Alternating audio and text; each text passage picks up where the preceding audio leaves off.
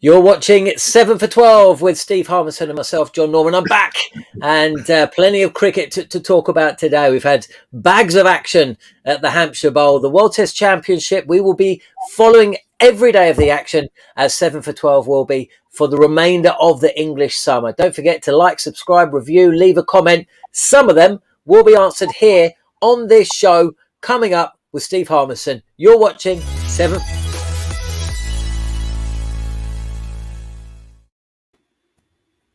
Well, the weather gods were a little kinder on day 3, much like they were on day 2. Let's forget day 1 ever happened. It was New Zealand's day, though. Despite a late wicket, that of Devon Conway, in the final over of play, he continued his golden run in international cricket, as did Carl Jameson. That's a topic for later in the show. 2 debutants, a bowler and a batsman, who've taken to Test cricket in such a phenomenal fashion. New Zealand started out the day knowing that they had to wrap up the Indian tail, and they did so.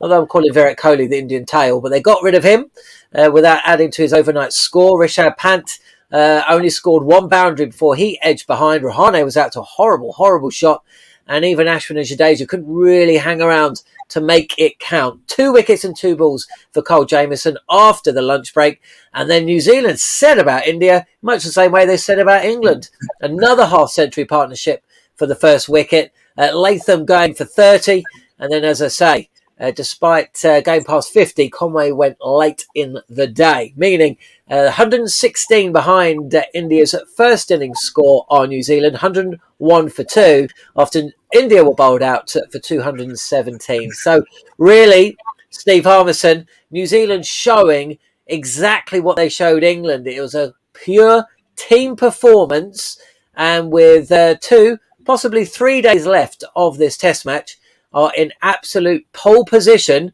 to go on and possibly be crowned World Test champions. Yeah, absolutely, John. And I think they carried on where they left off from against England. They've also carried on from where they've left off to get them to the World Test Championship. They performed as a team. Bowling unit was fantastic, even though I did say at the start, I thought they would play a spinner and Jameson might miss out. And I think Wagner proved why he's selected, because when they needed something to happen, they threw the ball to Wagner and he started hitting the deck and hitting the pitch hard. So it was a fantastic performance by New Zealand. It was definitely their day. 71 runs, 7 wickets for India, 101 for 2. It was all New Zealand. And when you look back at things and passages of play, and India could have bowled a bit fuller. But I thought India battled hard first thing this morning. I think Ajika Rahane, you mentioned his shot, but what he had to put up with, the barrage of good bowling, in and around that off stump, plain miss, genuine plain miss, not like what New Zealand had when we'll come on to the way India bowled. But the way he absorbed the pressure and he rode his luck a little bit. Kohli got a good ball. Kohli got a really good ball by Jameson. That's 2 noises. I thought he nicked it when it first happened, but obviously it hit both pads. It was a fantastic bit of bowling, and I think we're going to see this from Rishabh Pant. We've seen what happened in the winter when England were over in India. It's not the same over here. It's not the same when the ball's moving and then clouds come over. It is a completely different contest. From the minute you walk out to bat, and 22 balls, I think, or 20 balls to get off the mark. He hits a 4. He thinks, right, I'm in. And sometimes in English conditions, you're never in. And the Hampshire Bowl this week, I don't think you'll ever feel as though you're in, especially with cloud cover and the way this ball's moving. So fair play to New Zealand. They were magnificent. India, they're going to have to make early inroads when they get a chance to get the ball in their hand next. Well, look, there is loads to talk about. You've covered 3, 4, maybe 5 different points and angles, but there's plenty more. It's going to be very difficult to squeeze that into 7 minutes and 12 seconds.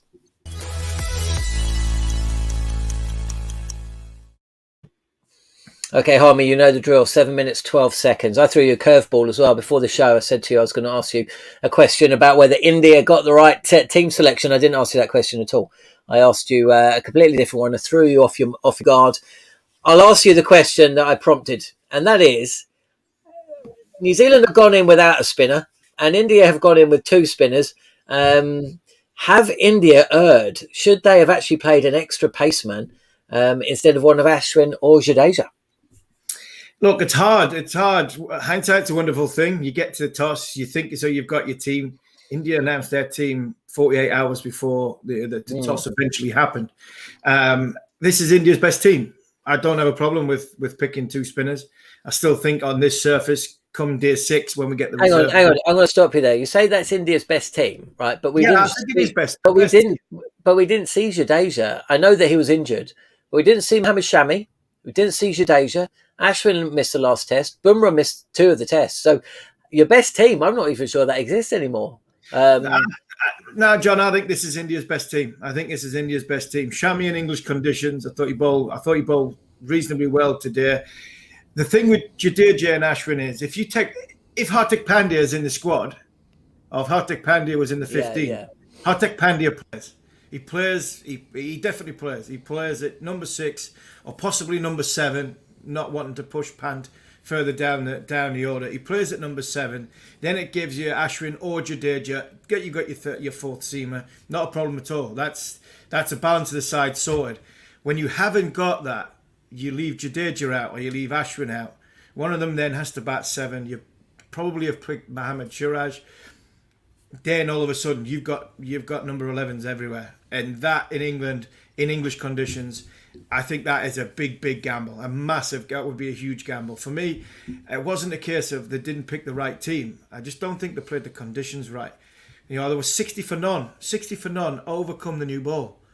Then all of a sudden, with a bit of tight bowling, a bit of cloud cover, not sort of earning the right to sort of get through difficult passages of play. We've got to remember as well, these are the best 2 sides in the world. So the bowlers are very, very good. Very, very good. They're in the top of their game. And when they get favourable conditions like what they have, they will cause a lot of problems. And that's what happened. That's all that's happened. I think you can be a little bit critical of the shot selection that India's batsman got out on a couple of occasions. But if you just go and watch the wickets, you'll think that's shocking shot. Pant, shocking shot. Rahane, shocking shot. Well, you look deep into it, you think the pressure they've been put under. First time the ball is there to hit for them, and they've gone and tried to hit it, and possibly after defending and being so concentrated on making sure they're valuing their wicket. When they see something that's offline, they go hard at it, lose their shape, and then play a shot which basically it's just pressure. It's just pressure. That's all. It's fair play to the ball. And when it came out later on, the sun came out, it got a little bit easier to bat on, and the Indian bowlers didn't bowl as well as the New Zealand bowlers. So for me, I don't think they picked the wrong team. This is the thing, though. They're not necessarily swing bowlers, are they? I know Ishant Sharma's just swing the ball, but the New Zealanders have got bowlers that do swing the ball, and India's bowlers aren't quite similar, are they? I mean, Shami isn't really a swing bowler, and Bumrah as well. They're more back of a length kind of merchants.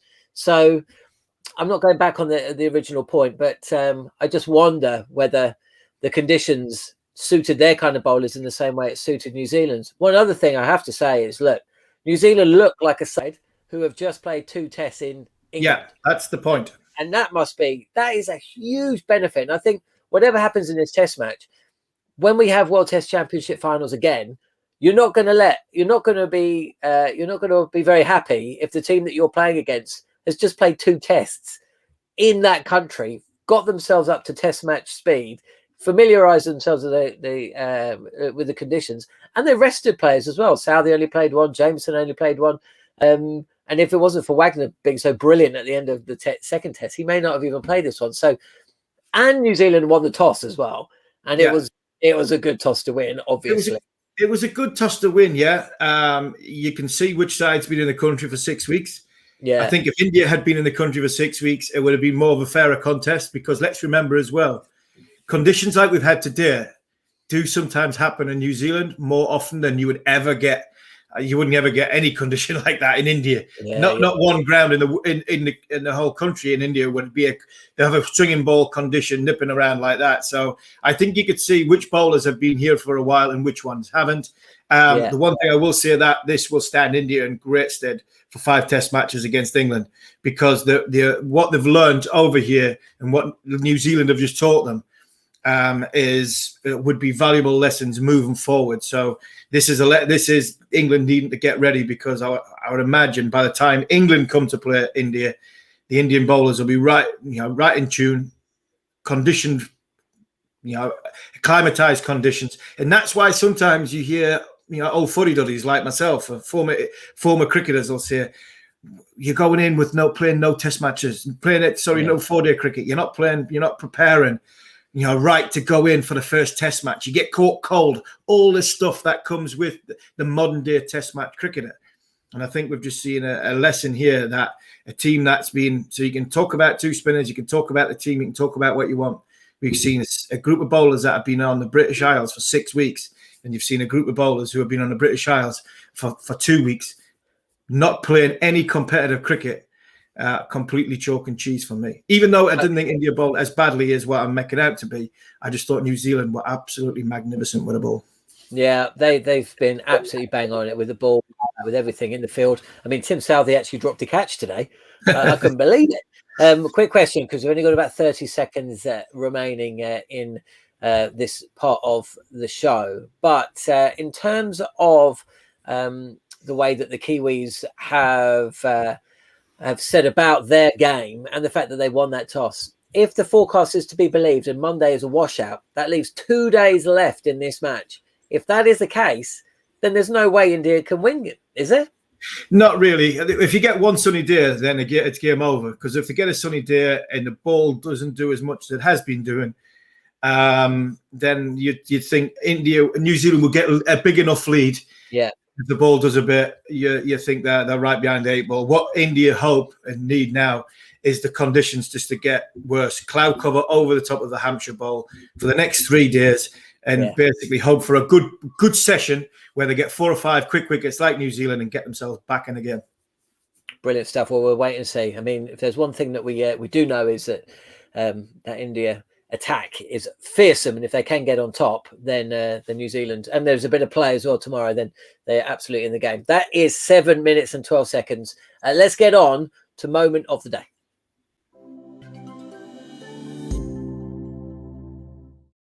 Well, yesterday I wasn't here for family reasons, as you made clear at the start of the show. Big thanks for that. But well, look, you talked about Kyle Jameson after day 2, and what an introduction to Test cricket. I think he's averaging about 14. He's got about 45 wickets from just 7 games or something absolutely ridiculous.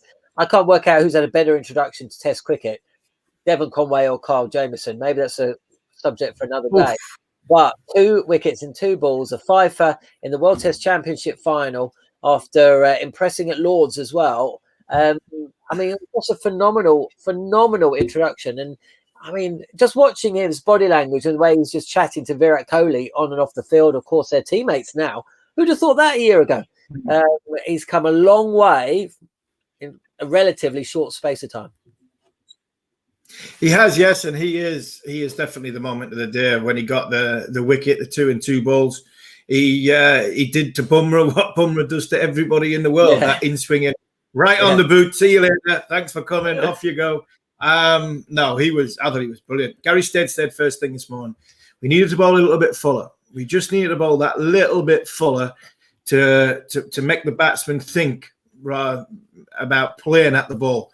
And boy, Jameson did that. Not an easy thing for somebody as tall as him. His natural length, a bit similar to know that. You know that, wouldn't you? His natural length. What we talk about a natural length. A bowler will close their eyes, run up and bowl, and consistently hit a certain length. Skiddier bowlers will bowl a bit fuller. Shorter bowlers will bowl a bit fuller. Taller bowlers will just drag their length back that a little bit, get the ball to bounce. And I thought Jameson got his length perfect. It was a beauty to get rid of Virat Kohli. It was a good bit of bowling.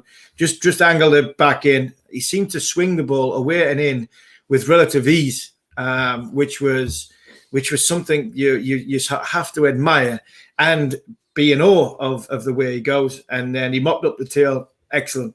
Fantastically well. And New Zealand have got an absolute gem there, because when the cloud cover isn't there, and the way that New Zealand have played and been consistent towards their players in selection over the course of the last few years, that's why I didn't think Jameson would have played if they played a spinner, because they would have gone for Wagner. But boy, have they picked the right team. boy, this kid is the real deal. And yeah, good luck picking that New Zealand side in the future, because there's not only you've got Matt Henry in the background, there's also somebody that we're forgetting about who bowls at 90 mile an hour as well, who's seen a lot in the IPL.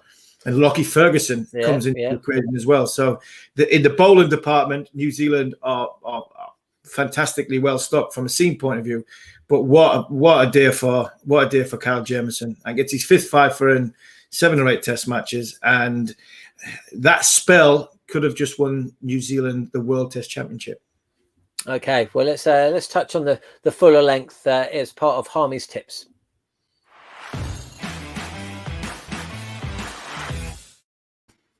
So, Harmy, you're talking about bowling a fuller length, which for a shorter bowler is possibly easier than someone who's coming in at 6'8". Now, what was interesting is what Gary Stead, the coach, said last night. But that delivery that dismissed Virat Kohli would have been only the 7th ball of Cole Jameson's spell. And I think he'd bowled about 14 overs up until that point. That would have gone on to hit the stumps.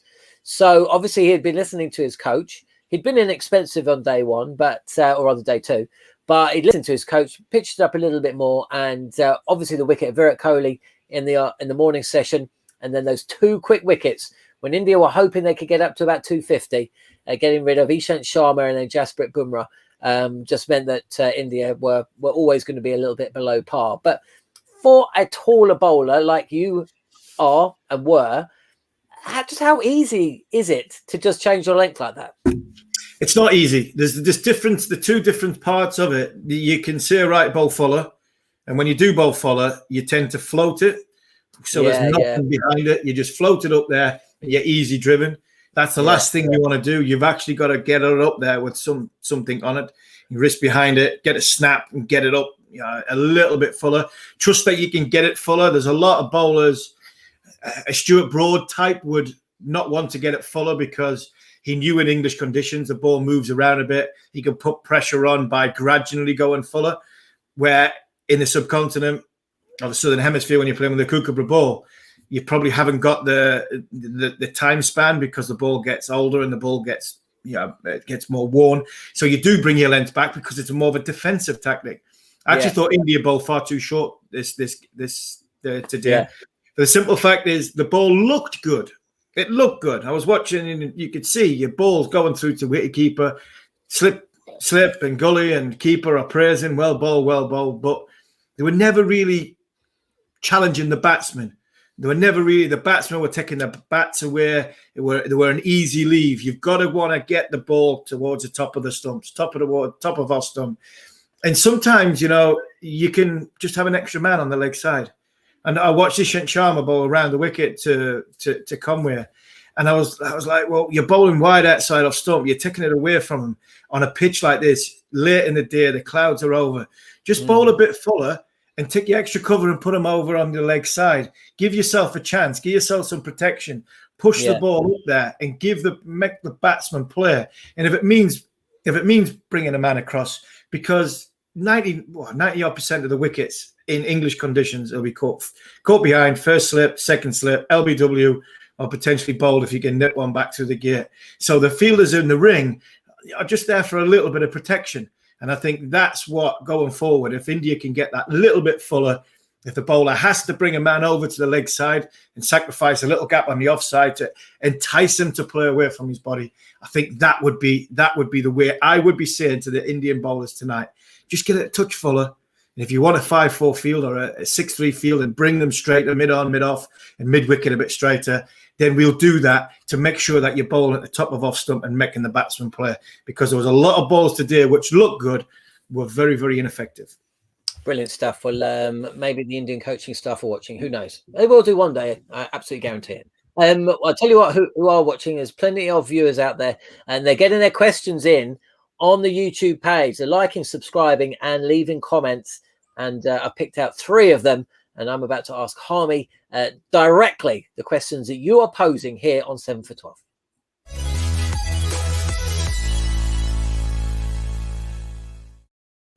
Okay, Harmy, I promised a few questions and a few little pointers that come from the YouTube page. So get on the YouTube page, ask your question, and following play tomorrow, if there is any. We'll answer them. Okay, we've got Mohit Mehta, and he says, "Hey Steve, can't forget your spells against Australia and West Indies." Now, of course, the whole channel is named after your most famous spell of fast bowling against the West Indies. But if you were to pick one of your best or the best spell of fast bowling that you produced against Australia, which one would it be? It sounds crazy, but 3 for 9. I got 3 for 90 at 3 for 93. I think at Trent Bridge in that Test match that we won. I got 5 for at Lords, which was great, but we didn't win.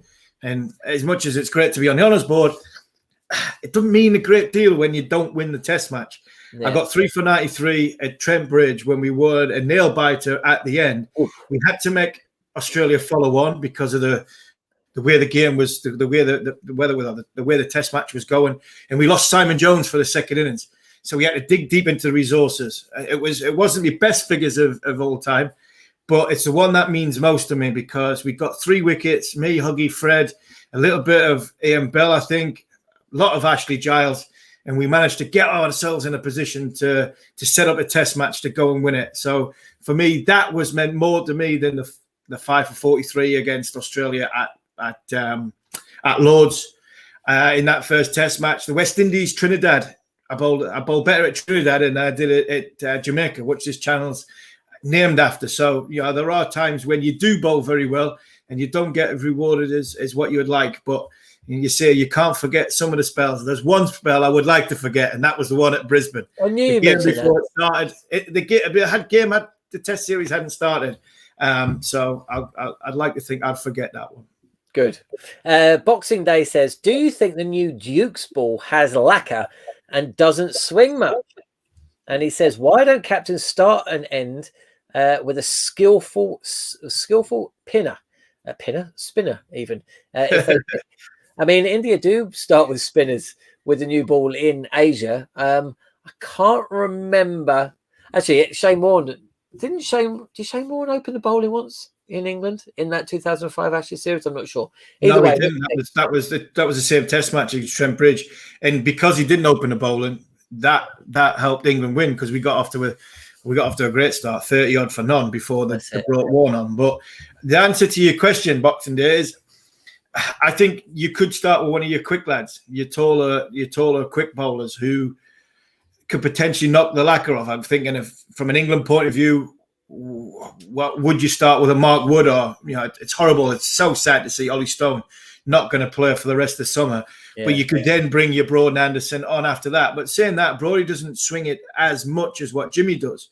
So do you say to Jimmy Anderson, the great Jimmy Anderson, you're not bowling with a brand new ball? Yeah, good luck. That would take a brave man to do that. That would take a brave man to do. So could they start with a skillful spinner? Ashwin could bowl with the new ball potentially, but when you look at the Indian seamers, they're not massive swingers of the ball. Shami tries to, he swings it from wide. Bumrah's not he's more of a reverse swinger. Ishant gets it to go. I'm surprised they don't start with Ishant because of the size of him, how tall he is. But they did a split screen on TV in today's game, and Bumrah. Difference between Bumrah, his front leg braced, absolute braced. That's not going anywhere. Javelin style, pierce straight over the top. But when you see Ishant Sharma let go of the ball, his knees bent, and I think that's why you can see the inconsistency with Ishant, because when the knee's not braced and it's bent, it does tend to wobble. I'm surprised he hasn't had as many injuries as what he has. He's been very, very durable. But what we are hearing from the likes of Broad and Anderson during the England-New Zealand Test match, 8-9 overs, there's a lacquer on the ball, and when that comes off, it does tend to swing. So that might be something that the teams look at for further down the line, and their non-swinging big hit the deck seamer, he might just open the bowl and to get the lacquer off as quickly as they possibly can. Blimey. Okay, last question, and this is from Rahul Shah.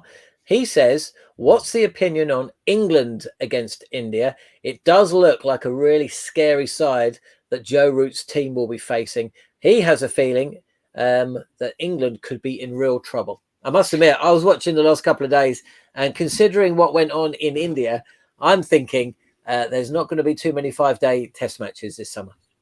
No, unless the rain comes in, I think it could be 4-day test matches. Raoul, I think England probably could do with playing on wickets like what we've just had at the Hampshire Bowl. You know, the wickets at a good contest between bat and ball to give English conditions in England's bowlers a chance. Because if we've just seen India's bowlers have only been in the country a short while. They will get better. They will get better and better and better.